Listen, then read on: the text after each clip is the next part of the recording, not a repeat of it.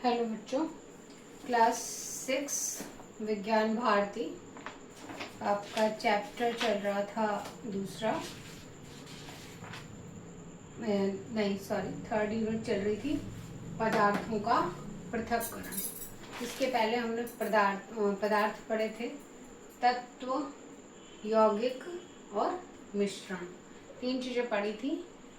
जो एक बार हल्का सा रिवीजन, तत्व यानी कि एलिमेंट क्या होते हैं जो बेचारे अकेले अकेले रहते हैं, ये तत्व होते हैं, जैसे कि आयरन, कोबाल्ट अकेले। जो यौगिक क्या होते हैं, जो एक हो या दो हो, लेकिन एक निश्चित अनुपात होता है उनका कि भाई ये चीज़ इतनी होगी, ये चीज़ इतनी होगी, और तो ही ये आपका यौगिक होगा। और उसके बाद में इसका उदाहरण मैंने सबसे अच्छा बताया था, जल H2O। और तीसरा आपका मिश्रण, जिसे कि अभी हम और समझने वाले हैं।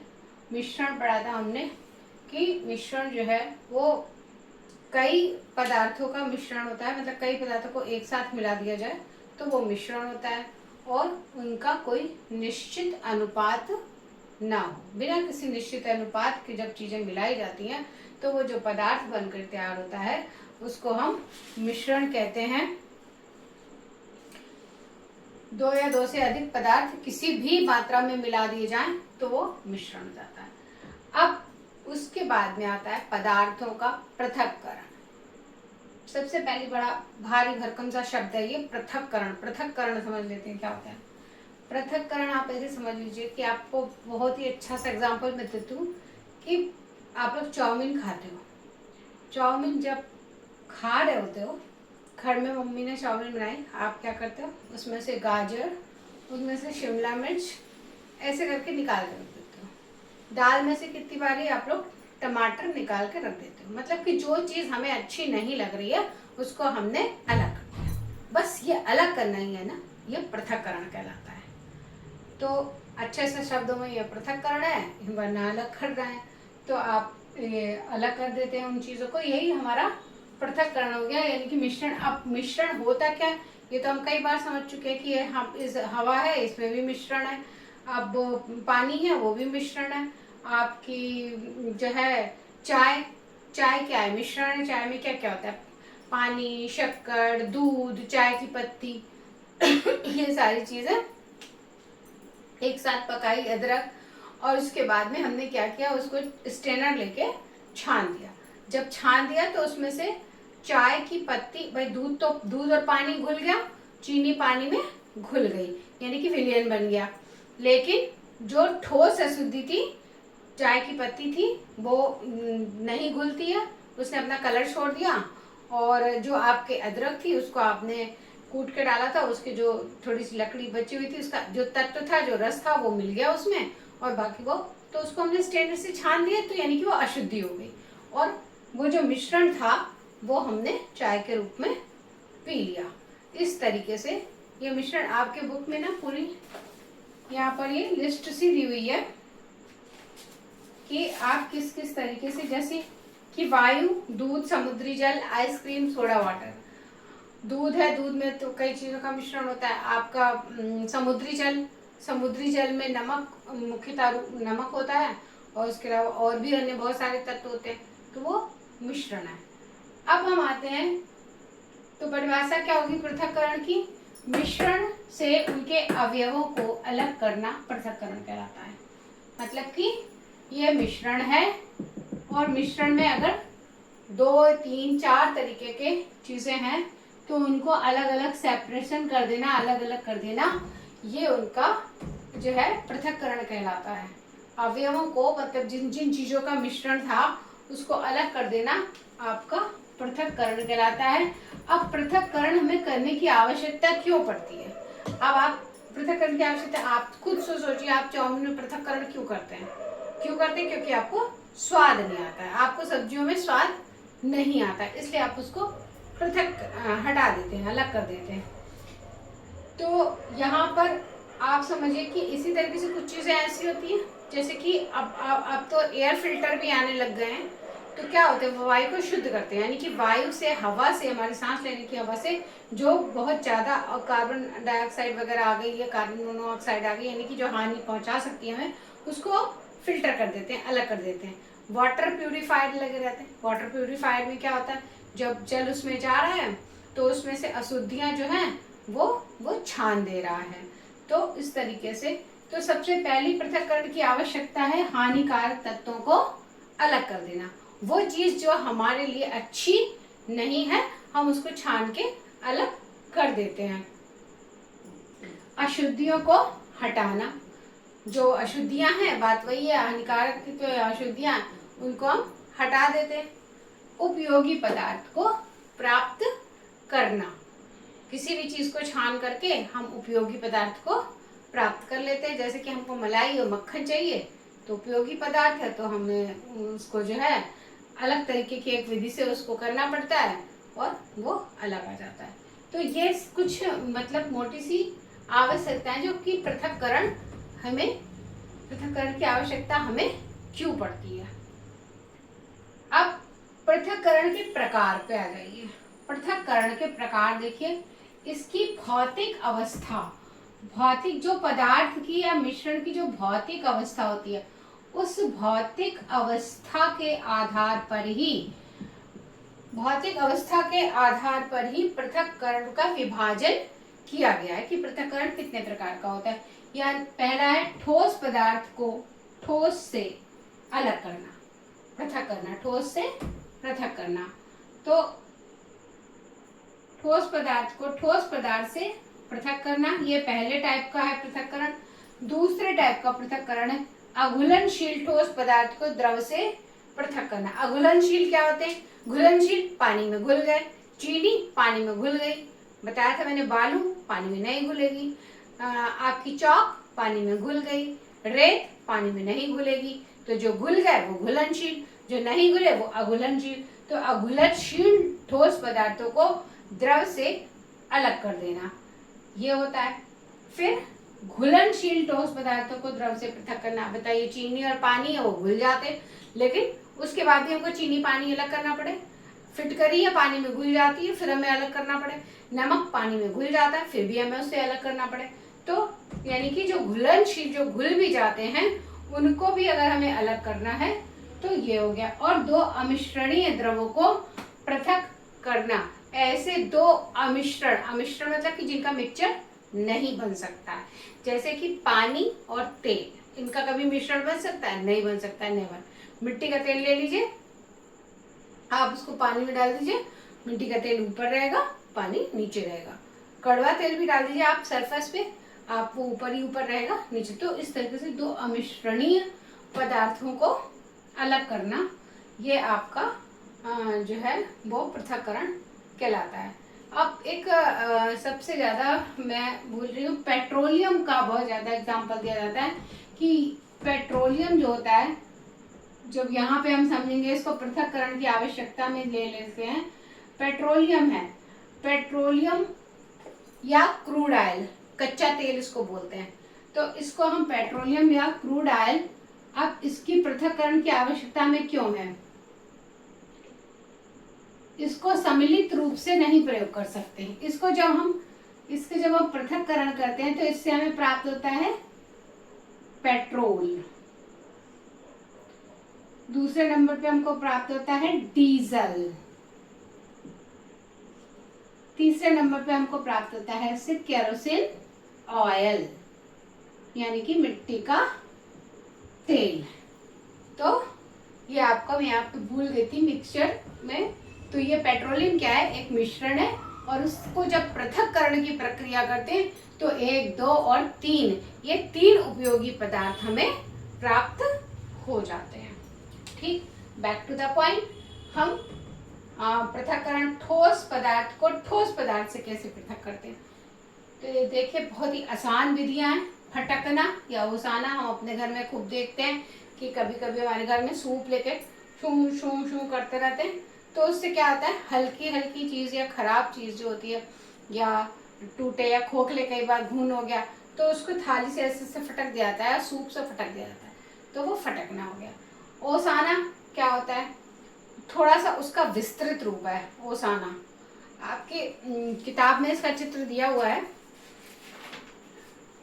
ये देखिए, ये आपका बुक में चित्र दिया हुआ है।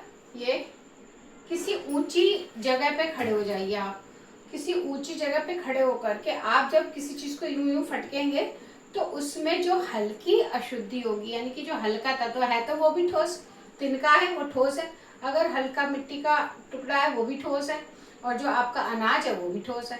तो ठोस से ठोस अलग कर रहे हैं, लेकिन अपेक्षाकृत दाल के वो तिनका हल्का है, तो तिनका हवा में उड़ जाता है। जब भी हमने यूं फटका तो तिनका तिनका उड़ के अलग बैठ जाता है और दूर, और बाकी चीज। तो इसको हम कहते हैं ओसाना, इसको हम कहते हैं ओसाना।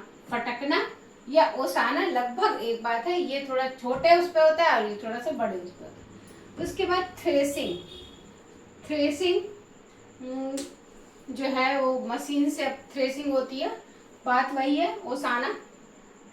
और जो अनाज होता है, जो हमारे अनाज के पौधे होते हैं, गेहूं के पौधे होते हैं, आपके चावल के पौधे होते हैं, तो क्या होता है उनके पतले पतले से तने होते हैं, उस तने में बालियां होती है, उस बालियों में अंदर अनाज रहता है। अब अगर सोचिए आपको यूं यूं यूं एक एक दाना निकालना पड़े तो आपको बहुत समय लगेगा। तो पहले क्या होता था कि उसको 8 से 10 पेड़ ले लिए और यूं फटकना शुरू किया, जैसे कि इसमें बुक में दिया हुआ है, आपका फिगर आउट है, तो यहाँ पर है दिया हुआ है, आप देख सकते हैं। तो जब उसको किसी भारी पत्थर पे हमने मारना शुरू किया तो उससे क्या होता है, जो ऊपर का हल्का सा छिलका होता है सूखा हुआ, वो ऐसे ऐसे हवा में उड़ जाता है और गेहूं हमारा निकल आता है, चावल हमारा निकल आता है। तो अब ये काम मशीनों से होने लगा, मशीनों में समय भी कम लगता है, थ्रेशर मशीन जो होती है उससे थ्रेशिंग की जाती है, उसमें समय भी कम लगता है और काम भी सफाई से हो जाता है। तो ये भी हो गया ठोस को ठोस से अलग करना। अन्न के दानों को भूसे से अलग करना, ये आपकी थ्रेसिंग है। तो फटकना या ओसाना, सूप से फटकते हैं, ओसाना किसी ऊंचे स्थान पर खड़े होकर के, अधिक मात्रा में तो ऊंचे स्थान से खड़े होकर फटकते हैं। थ्रेसिंग, अन्न को भूसे से अलग करते हैं। बीनना, हैंड पिकिंग, घर में आप देखते ही हैं बीनना क्या, मैंने बताया ना कि क्या जरूरत है, हानिकारक तत्वों को अलग करना। अब दाल है तो दाल तो हमारे लिए अच्छी है, हमें खानी है, बट उसमें जो कंकड़ है वो तो नहीं खाना ना, तो उसके लिए हमें हैंड पिकिंग, यूं लेके हम उसको यूं यूं यूं यूं सारी गंदगी निकाल देते हैं। तो ये हो गया बीनना हमारा। चालना, जो चला दो तो चालना हो गया। आपने देखा होगा घरों में कि जब मम्मी जो है रोटी बनाती हैं तो एक छन्नी लेकर के आटे को चलाना ही तो बोलोगे, चलाना, यूं यूं यूं, आटा इधर चला इधर चला इधर चला इधर चला इधर चला इधर चला, और इस चलते चलते में क्या हुआ, उसकी जो भूसी होती है गेहूं के हल्के छलके की, वो नीचे आ जाती है और आटा ऊपर हो जाता है। तो एक तो आटे का हो गया, और दूसरा जब कभी मकान बन रहा होता है तब आप देखिए कि इतना बड़ा सा छन्ना आता है और उसमें यूं करके हम रेत बालू डालते हैं, तो जो मोटी मोटी बालू के कण होते पत्थर होते हैं वो अलग हो जाते हैं और महीन बजरी अलग हो जाती है। तो ये आपका चालना हो गया।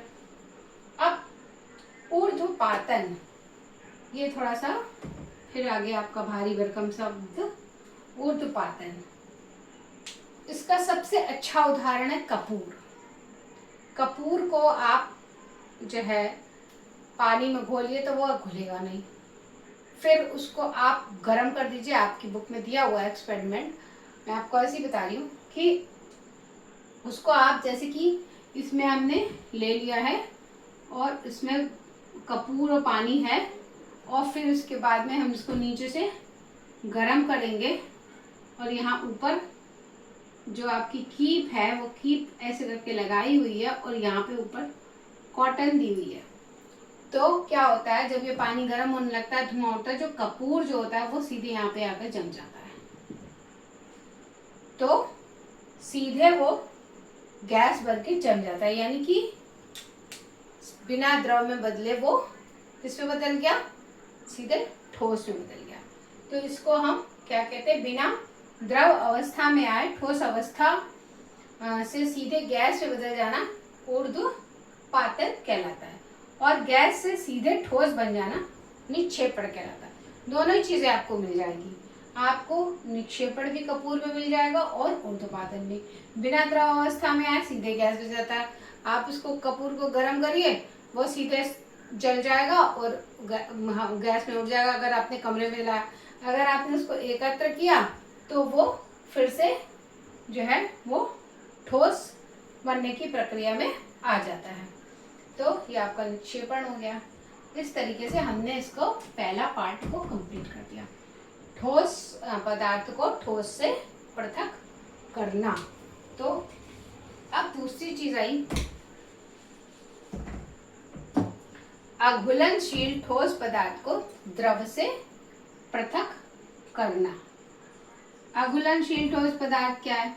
अघुलनशील ठोस पदार्थ हमारी बजरी है, हमारी सीमेंट है और बालू है, कुछ भी बता दीजिए आप। तो इसको आप ये 3 तरीके से हम करते हैं। अवसादन, हमने जो है एक बीकर लिया, उस बीकर में हमने पानी भरा, पानी में हमने थोड़ी सी बालू डाल दी। अब बताइए बालू घुलेगी? नहीं घुलेगी। आप उसको चम्मच से चला दीजिए, घुलेगी? आपको लगेगा कि घुल गई, लेकिन उसके कण बराबर यूं यूं गति करते दिखाई देंगे। अब आप उसको रख दीजिए। जब आप रखेंगे तो क्या होगा, धीरे से जो बालू होगी वो नीचे तलहटी में बैठ जाएगी, तले में जाके, बीकर के तले में जाकर के बालू बैठ जाएगी। इस क्रिया को कहते हैं अवसादन। अब उसके बाद जब बालू नीचे बैठ गई तो जो ऊपर का जल है उसको आप क्या करिए, निकाल लीजिए। उसको आप निकाल के अलग रख लीजिए। तो ये क्या हो गया, निस्तारण। अब तीसरी चीज है निस्यंदन। निस्यंदन क्या होता है? अब उस जिसको आपने पानी को अलग कर लिया, जल को अलग कर लिया, उसमें भी कुछ कण मिले रहेंगे, कुछ बहुत ही ज्यादा हल्के होते हैं जो हमें अपनी आंखों से दिखेंगे। तो उसके लिए एक पेपर आता है, फिल्टर पेपर। तो फिल्टर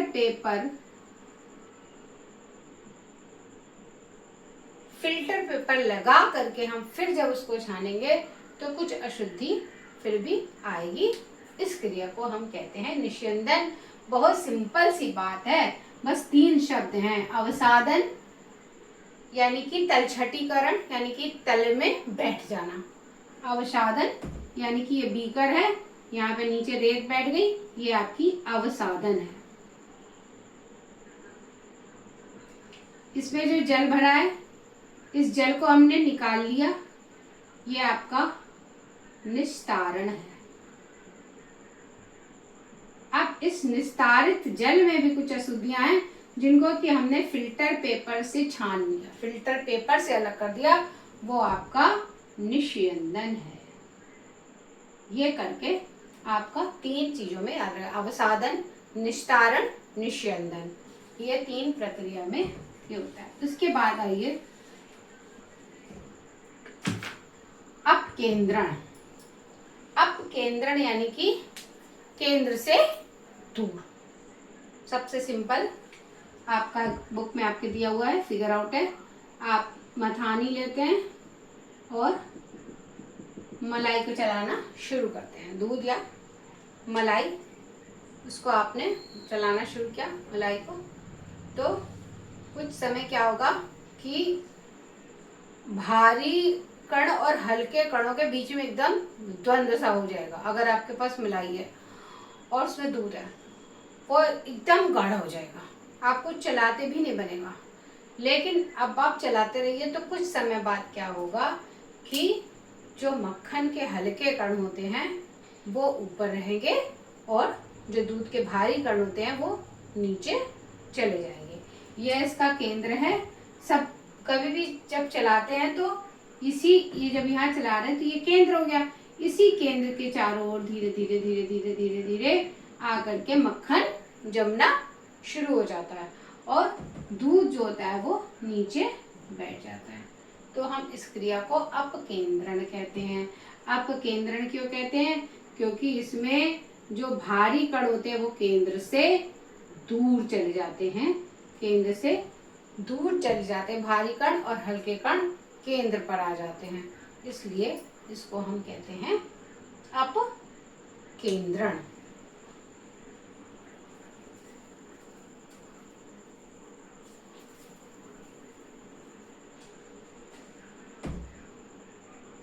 तो हमने दो चीजें सीख ली, ठोस पदार्थ को ठोस से पृथक करना, अघुलनशील ठोस पदार्थ को द्रव से पृथक करना। इसमें हमने 3-4 चीजें ये पढ़ ली, और इसमें ये चीजें पढ़ ली, 3 चीजें। और इसके बाद घुलनशील ठोस पदार्थों को द्रव से पृथक करना और अमिश्रणीय द्रव को पृथक करना, ये हम कल फिर से पढ़ेंगे नेक्स्ट वीडियो में, और फिर हमारा इसका और इसका रिवीजन हो जाएगा, और ये हम पढ़ लेंगे। मेरा उद्देश्य ये है कि मैं चीज़ों को इस तरीके से आपके दिमाग में बिठा सकूं कि आपको दोबारा से पढ़ने की आवश्यकता न रहे। Thank you for watching. Please like, share and subscribe. Okay.